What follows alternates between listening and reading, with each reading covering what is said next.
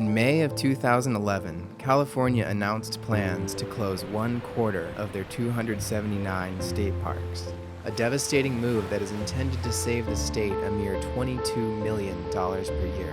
The closure list includes thousands of acres of parkland, recreation areas, wildlife reserves, and half of the state's historic parks. There are places for freedom, there are places for enjoyment, to learn about nature, to recreate, to be with your family, to be by yourself. You lose those, you lose the opportunity for those, and you're poor. You're really poor. You don't see the Milky Way down in the cities anymore. It's gone. And here to see the Milky Way and just, to feel that vault, it's a special experience. Following the closures, Californians will be deprived of 70 magnificent natural and historic parks.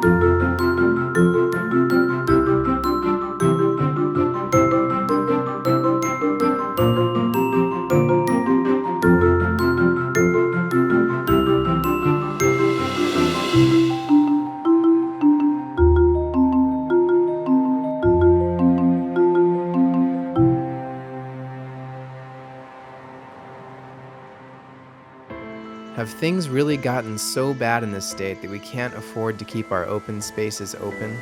How could such a small cut have such a drastic effect?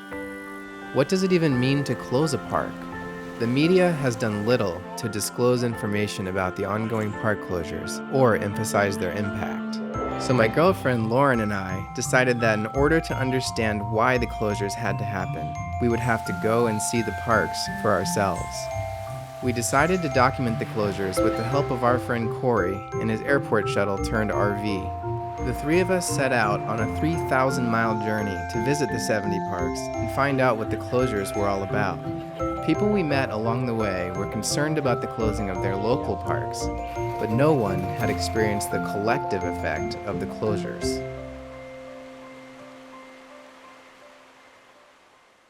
We were really devastated by this latest round of cuts. As it became clear what the implications of that cut were, it was clear that our fears were being realized. I think the state does not understand the implications of what they're doing here. The legislature in Sacramento is simply looking at numbers overall and looking at, well, we can cut this much here and we'll cut this much here.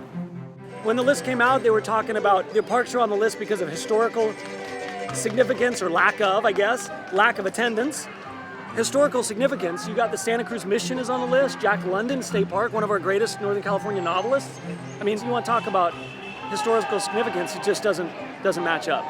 This governor has got a laser focus, good, bad, or indifferent, on cutting as much as he can and then creating new revenue packages. And unfortunately, the impacts to state parks are quite devastating. Out of the total deficit, state parks are losing a mere $22 million a year. This little cut, which is just a fraction of a percent of the deficit, was more than the park system could take. Out of the 279 state parks, California is closing 70. That's 1/4 of all the parks in the state, and 50% of the historic parks. The criteria that they used to choose the parks that they put on the closure list was relative attendance, i.e. less attended parks tended to end up on the closure list, less revenues ended up on the closure list. They tried to select less significant resources from a natural and cultural perspective. That said, when you look at the list, it's a little hard to imagine that they really thought that they succeeded in that latter category of avoiding significant natural and cultural resources. You know, there is no good list here. And that's a tribute to how amazing these parks really are. That we as Californians have inherited a park system that has treasures in every corner, in large parks, in small parks, in cultural parks, in natural resources, in coastline, in mountains, and there's not a lot to spare there.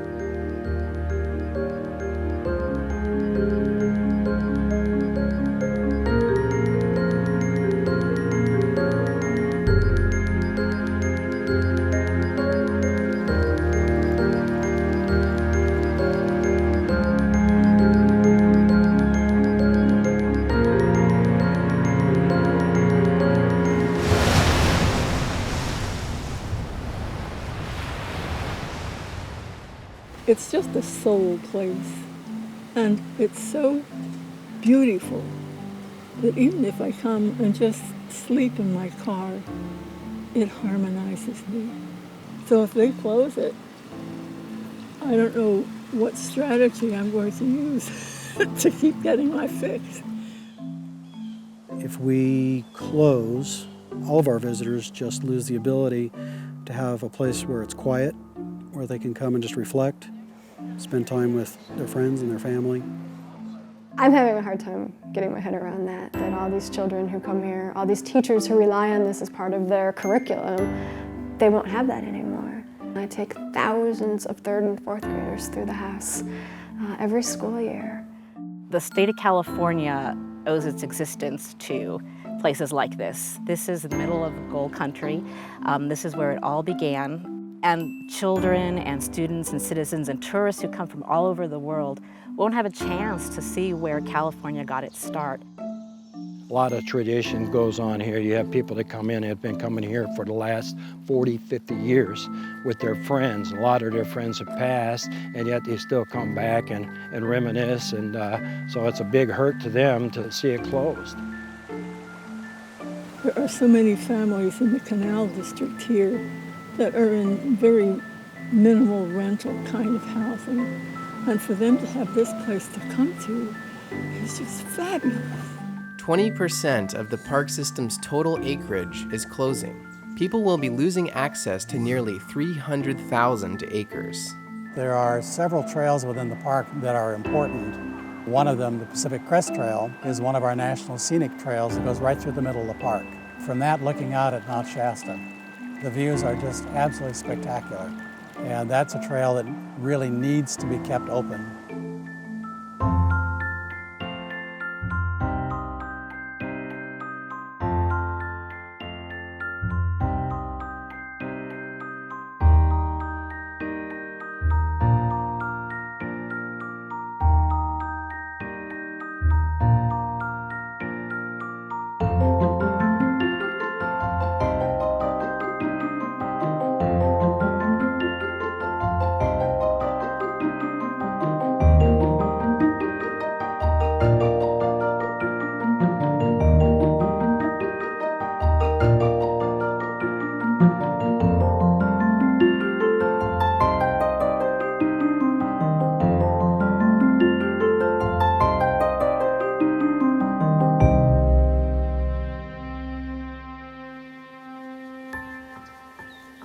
This park is one of the parks slated for closure, and one of our concerns is this park has been here since 1931, and it's a safe area for the Tule elk, which are almost wiped out to extinction.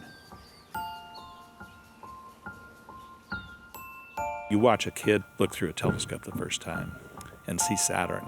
They get a perspective on their lives up here when they're looking at the night sky that you don't get anywhere else. The wow that comes out of that experience is something that stays with us, and of course will stay with him or her for the rest of their lives. They don't ever forget those things. There's 70 people that currently volunteer up here, and over the years, hundreds of people who have participated in the vision, the dream that we had up here about what we could deliver to the community, and that we have delivered. And to see it cut short by such a short-sighted decision on closing these parks, it is very painful. I would definitely continue doing my job until, well, I thought forever. Until I retired was my intention. What looks like 22 million on paper looks a lot different in real life. For many, like George and Amber, park closure was a possibility that they simply hadn't anticipated. How many others were being left without work after the sudden, unexpected news of park closures?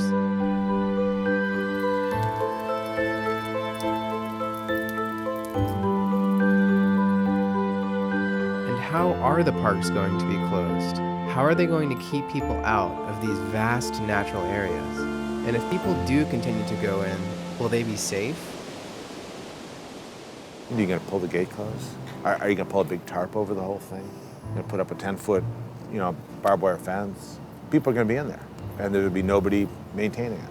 If you put something across the park entrance, my guess is it'll last maybe a month before someone tears that down. Because to close a forest is ultimately absolutely ridiculous. You can't close a forest. As you can see, there's a county road behind us with a lot of big trucks on it right now. That's not ours to close. People who wanted to access the state park or the state lands here could very easily just drive down the county road, stop, and access trails. Certainly to close the park means you lock the door, you lock the visitor center, and there's no staff here. You could come here and have a picnic and read a panel is what you'd be left with interpretively to learn about why this is here and what it meant to people before it was closed. Our visitor center gets vandalized, the monument up front gets vandalized, behind us gets vandalized. This has been very safe. But I wonder if this closes, or when this closes, how long it'll take for that disconnect to kick in and suddenly it's just another place you vandalize. But maybe more immediately, there's a whole bunch of health and safety consequences of closing parks that may ultimately force the department and the state back into these places. Graffiti, vandalism. Fires, illegal camping, obviously illegal dumping. So if these places become dumping grounds, we've affected not only the valuable resources that are within state parks, but we've affected natural resource systems that are way greater than the state parks themselves.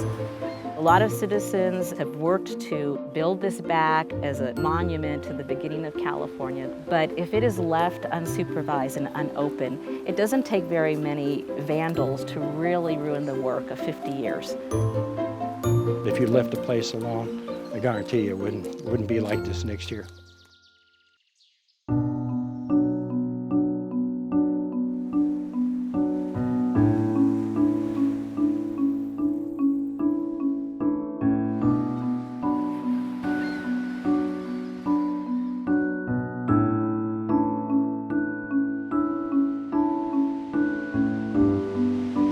After a few weeks, our project felt like it was taking on a larger purpose. We were making personal connections with new people every day whose lives were being uprooted. We began to feel we had a responsibility to show the effects these cuts were having on real people. It was heartbreaking to see so many who were losing what they loved and feeling powerless to do anything about it.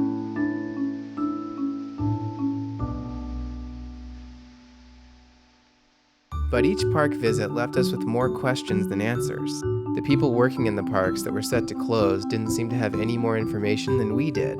Do we lock the gates and walk away? We really don't know what's going to happen. Does another agency take it over? There's a lot of unanswered questions right now. They have not told us when or what they mean by closure. Unfortunately, I can't really address that. There are so many different scenarios that could play out. I haven't heard anything concrete. We don't really know which direction they're going to go in. There may be discussions going on in Sacramento at other levels, but not here that we're hearing directly here. Somebody is staring at a computer on these 70 parks, looking at numbers. And the sad part is that not one soul came out and talked to anyone, the staff or anybody. They got an email 15 minutes before it was announced in the media that the parks are going to close. I mean, come on, guys. Like say we're dealing with people that kind of lost contact with the real world. Fresh on the heels of 75 million in cuts over the past decade, the park system simply couldn't afford to keep all the parks open. They were already spread too thin. Many parks were already running on skeleton crews, and this latest cut was the last straw. Despite major growth to the park system, staffing is at 1979 levels.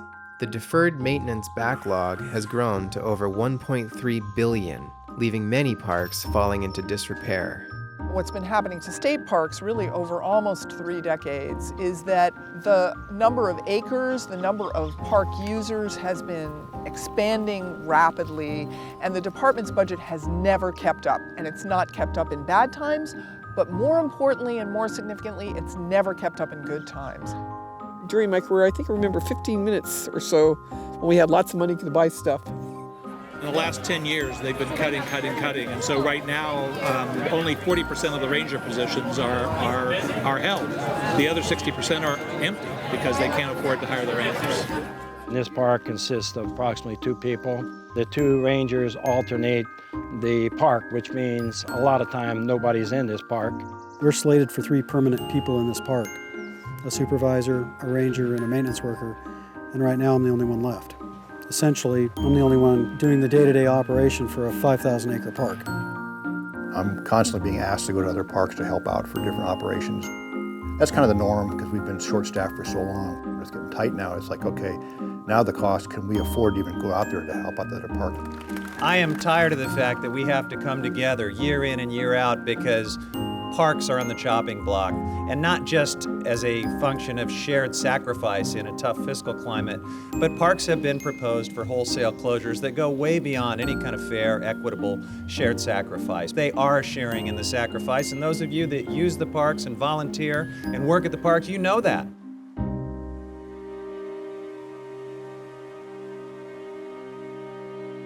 If you say, okay, we're going to walk away and simply allow everything to deteriorate, for a while you'll save the money. Then you're going to get nailed. Because what's going to happen is a major fire. Either the buildings burn down, the forest burns down, major problems with vandalism that already occurs, even with rangers present. The costs of dealing with that are going to outweigh all those presumed cost savings. So I think it's a fiction.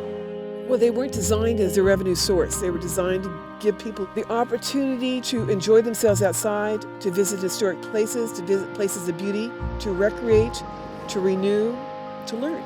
And that's what their point is, not as a revenue generator. That's been kind of frustrating for everybody to realize how much expense there is at having a closed park. You know, we have city ordinances, we'll still have to water the grass and mow the grass and trim the trees and check the building every time it rains and maintain the property and maintain the integrity of the house and the artifacts. All the things that we do now, having it as a state park, we'd still have to maintain. The problem with closing parks to save money, you're not talking money, you're talking $22 million. I realize out of an individual's pocket, that's a lot of money. But $22 million for a state like California, it's silly. If in the end we are successful in getting these places reopened later, the question of what the cost to reopen these places is going to be in comparison to the $22 million is completely unknown. If there's a lot of vandalism in a park, it could be incredibly costly to reopen it, way in excess of what's being saved on an annual basis. California state parks help drive money into local economies that support the state's general fund with tax dollars. So if you close parks and devastate those communities economically, you've actually undermined your tax stream from those particular places. And with the closure of state parks in some smaller communities, it's going to be devastating for not for the parks, alone, but for the people who live around there. For every dollar spent within a state park, $1.67 is spent in local communities around the park. So in the case of Castle Crags, where there's revenue of $150,000, it's somewhere between $250,000 and $300,000 that is actually dollars spent in that local area, Mount Shasta, Dunsmuir. So there's a big negative effect on the local economy that I think the state has not considered at all.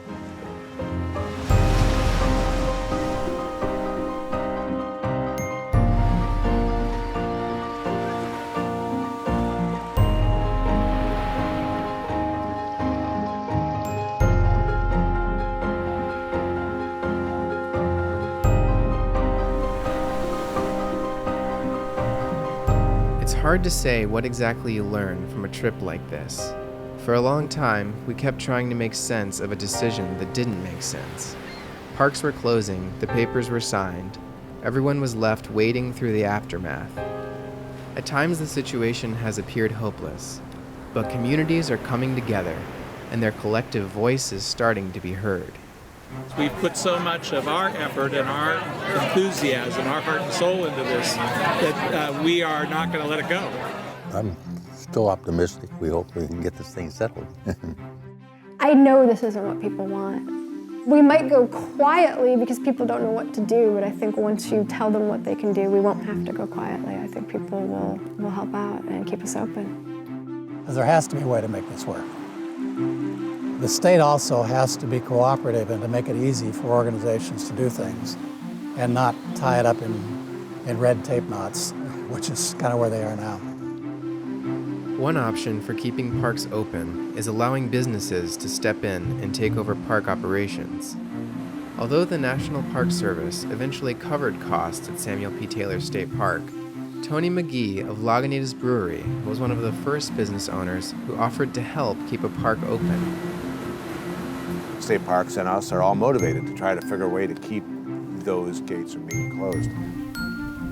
I've driven through that park 1,000 times on that really crummy road, and it's like a little dream every time you're driving through there.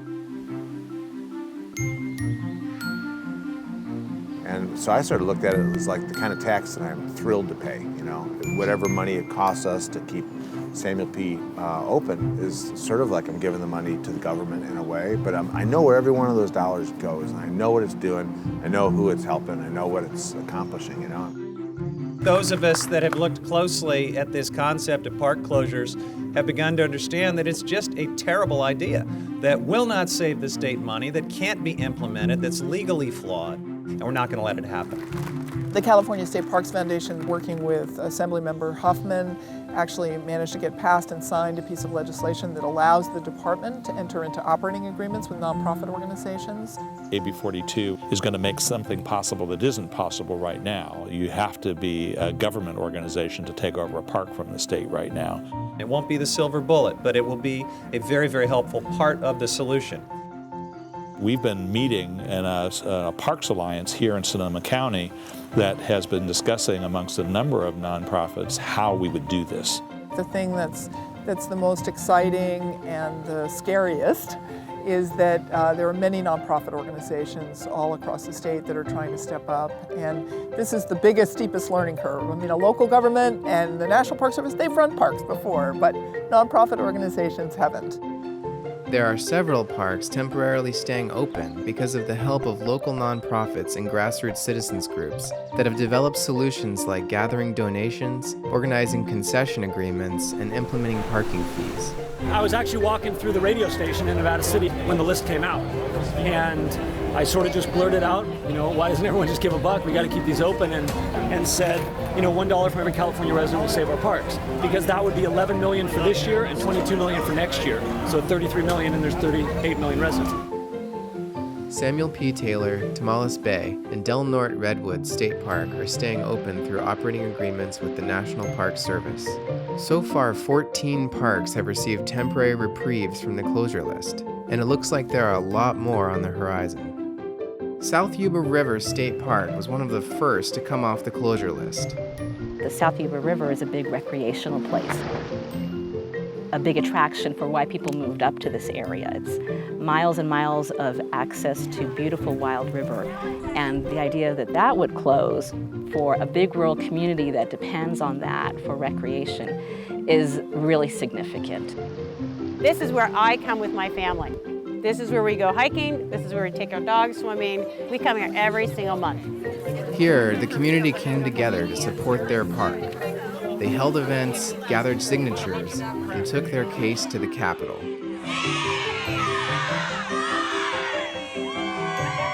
Today we brought over 100 people down to the state capitol to deliver 10,480 signatures from community members who want to make sure to keep the South Yuba River State Park open.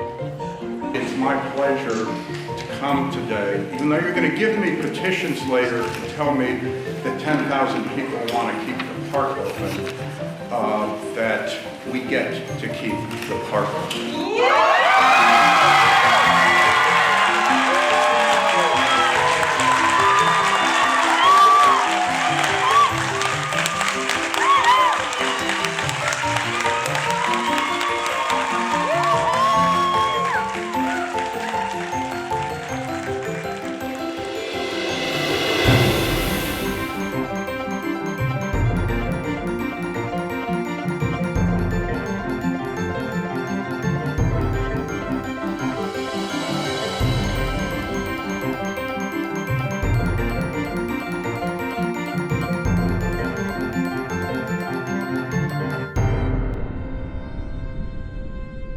Natural parks are the last remnant of the undivided wilderness that once was.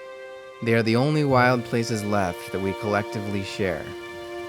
The natural world will continue to move, grow, and change, regardless of legislative decisions. And now, we need to do the same. There's no going back and undoing what's been done. We can only move forward. Sooner or later, Sacramento's going to realize that closing parks is a major mistake. We believe that the state park system is an extraordinary asset in California, and no matter what tribulations and trials it's going through now, we have to keep our eye on the ball that it needs to be accessible to the public. People that you've talked to at state parks on the closure list, how could this be? Don't they realize how important this park is? Honestly, it's a realization of how important all state parks are. The real debates are not happening. We're all stuck in the details of the nitty-gritty budget issues, and we're not paying attention to the overall picture that it should assure funding for resources like this and for education in the state, for the kind of civilization that we want to be a part of here. These are not expendable assets that we can just close or auction off. These are the people's assets. These are part of what makes California great, and we're not going to let them close them. Through passionate determination and creative thinking, parks are coming off the list, and with enough hard work, they will continue to be saved. And maybe in a few years, when California finally breaks even, they'll pick up where they left off. From such short-sighted legislation, our eyes have been opened to the wonder, beauty, and diversity that is held within the parks that we once took for granted.